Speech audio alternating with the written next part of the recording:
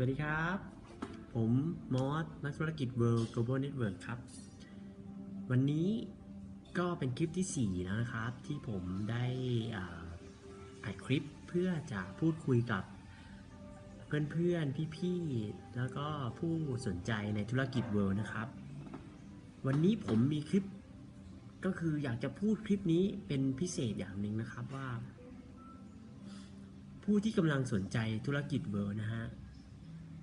ผมอยากให้มองแบบนี้นะครับการเดินธุรกิจของเราเนี่ยคุณต้องเอาจุดแข็งของธุรกิจเราเพื่อจะนำเสนอให้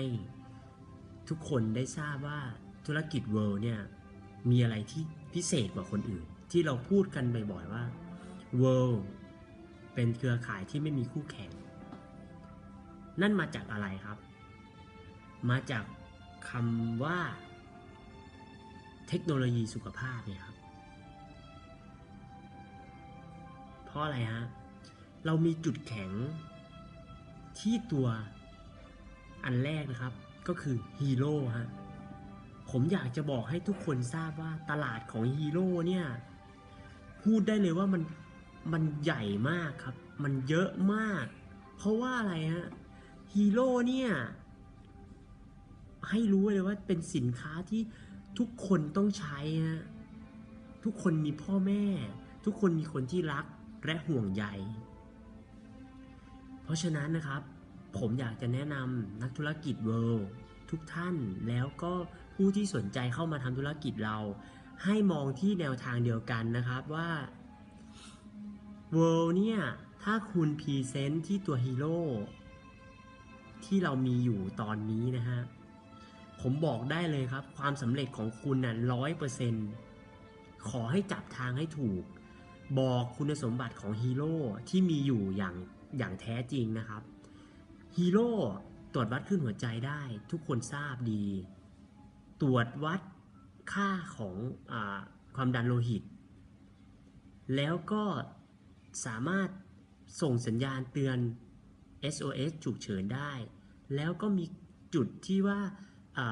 จับระบบการผิดปกติของร่างกายคือ Emergency ที่เกิดขึ้นกับผู้ที่สวมใส่อยู่เราจะเห็นคลิปที่ออกมาแล้วหลายคนหลายท่านแล้วนะครับที่ฮีโร่ช่วยชีวิตไว้เพราะฉะนั้นเนี่ย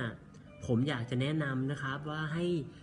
นักธุรกิจ World และผู้ที่สนใจกำลังจะเข้ามาร่วมธุรกิจกับเราเนี่ยตัดสินใจเข้ามาได้เลยครับแล้วก็ผู้ที่รันธุรกิจอยู่เนี่ยขอให้เน้นประเด็นที่ฮีโร่ก่อนนะครับผมบอกได้เลยว่าถ้าคุณเน้นที่ฮีโร่ไม่มีคู่แข่งนะครับอย่าลืมว่าฮีโร่ของเราเนี่ยเจ๋งที่สุดในโลกแล้วนะครับเพราะฉะนั้นน่ะถ้าเราได้ทำฮีโร่นำเสนอฮีโร่เนี่ยทุกคนต้องแบบเฮ้ยอยากได้ฮีโร่จังเลยอ่ะเพราะว่าฮีโร่ช่วยชีวิตคนนะคอยเตือนบอกเราและดูแลคนที่เรารักแทนเราจริงๆครับส่วนธุรกิจตัวหมายถึงว่าในบริษัทเราเนี่ยตัวอื่นที่เป็นนวัตกรรมก็เจ๋งสุดๆเหมือนกันส่วนที่บางคนหลงประเด็นไปพรีเซนต์เกี่ยวกับมือถือก่อนเนี่ยผมมองว่าไอ้มือถือเนี่ยใครก็มีครับแต่ว่าใช่ครับของเราเจ๋งที่สุดแล้วแต่เพียงแต่ว่าการลำดับความสำคัญผมอยากให้พูดถึงฮีโร่ก่อนนะครับเพราะว่า